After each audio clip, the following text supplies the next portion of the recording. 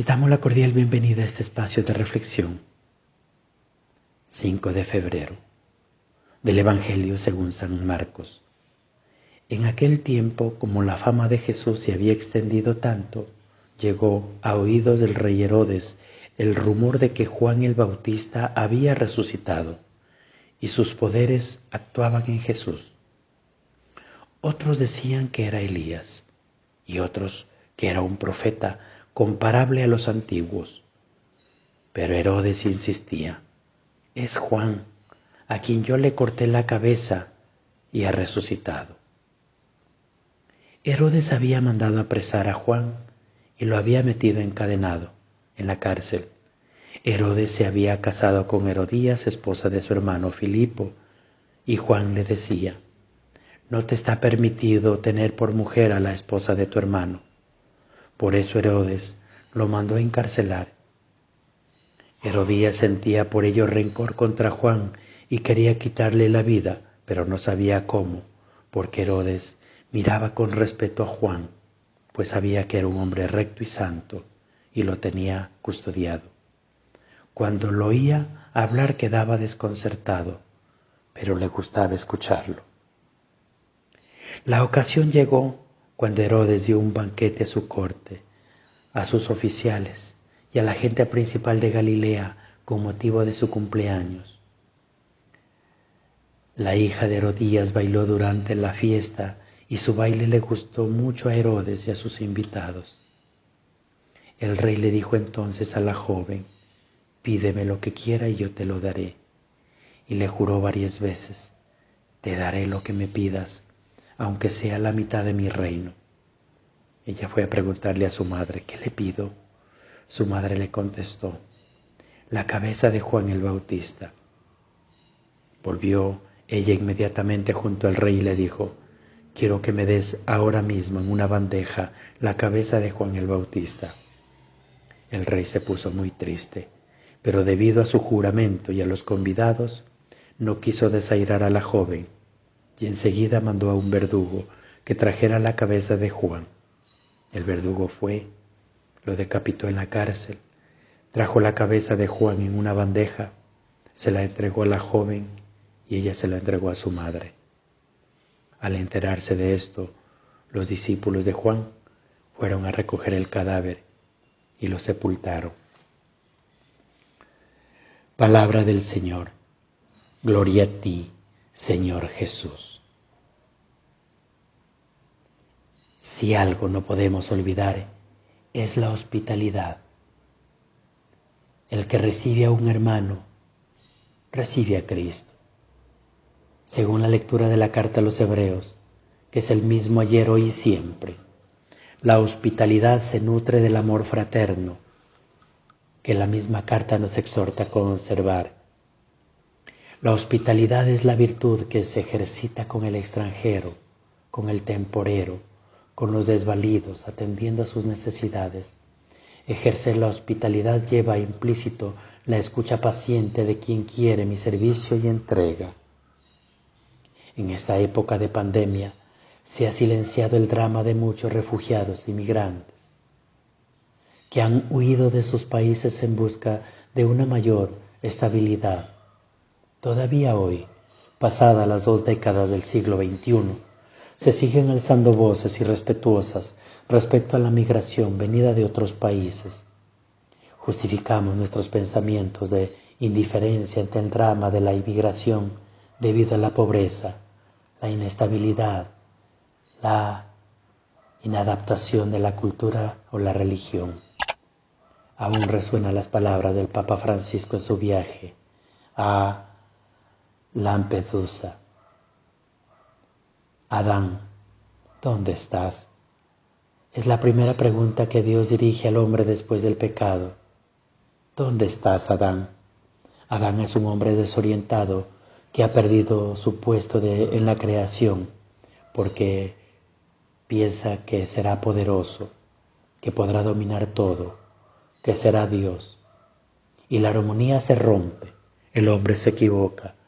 Esto se repite también en la relación con el otro, que no es ya un hermano al que amar, sino simplemente alguien que me molesta en mi vida, en mi bienestar.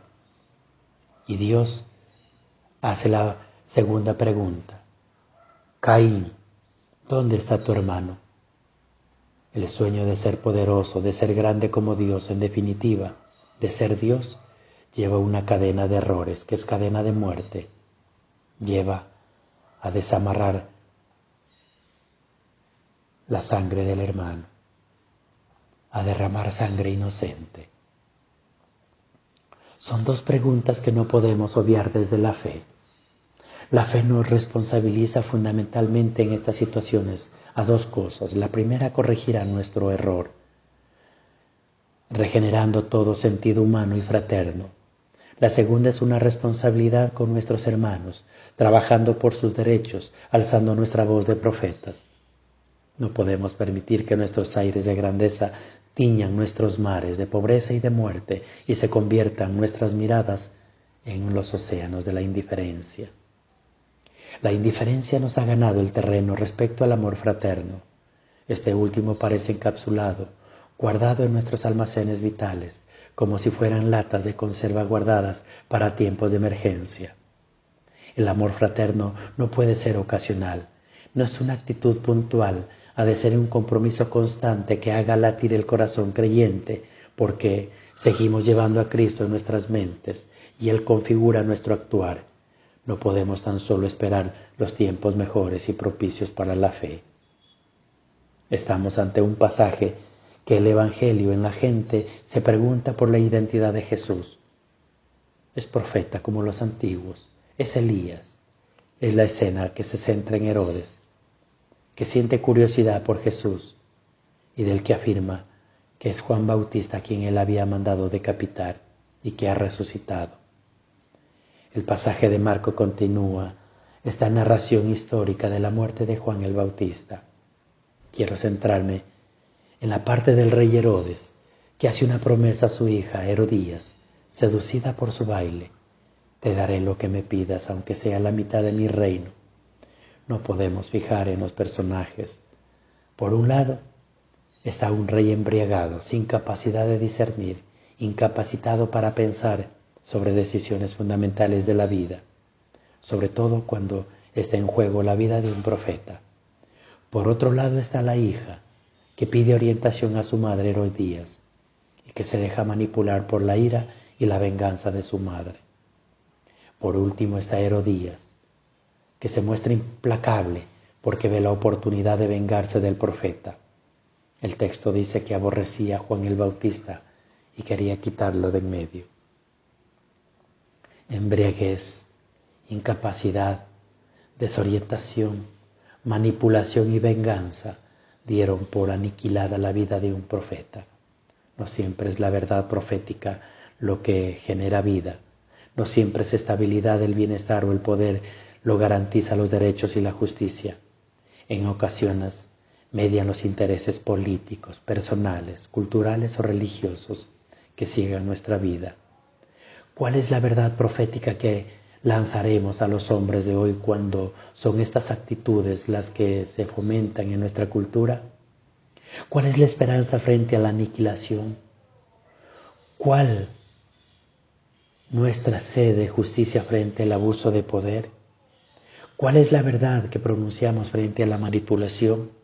¿A quién dirigimos que nos encamine a la venganza de sus intereses? ¿Cuál es la historia de las personas que aborreces? ¿Cuál fue la verdad que cuestionó tu vida? Cristo es nuestro horizonte y la respuesta a todas las preguntas. Su fama puede extenderse en nuestra vida. Su identidad responde al amor, a la verdad, a la justicia, a la fraternidad, a la lealtad para con el Padre, a una historia de fidelidad a Dios y a los hombres, una historia de sacrificio, una historia de perdón. A veces la verdad no es bien acogida y a los hombres una historia de sacrificio, una historia de perdón. A veces la verdad no es bien acogida, una llamada al cambio, a la conversión. Siempre puede haber resistencias, tanto en el cambio como en el amor que se nos brinda. Cuando no correspondemos a la llamada de la fe y no consideramos la verdad de nuestra vida, puede ser motivo para desatar actitudes que van de la erosión de la misma vida a la nulidad de la estabilidad. Gloria al Padre, al Hijo y al Espíritu Santo, como era en el principio, ahora y siempre, por los siglos de los siglos.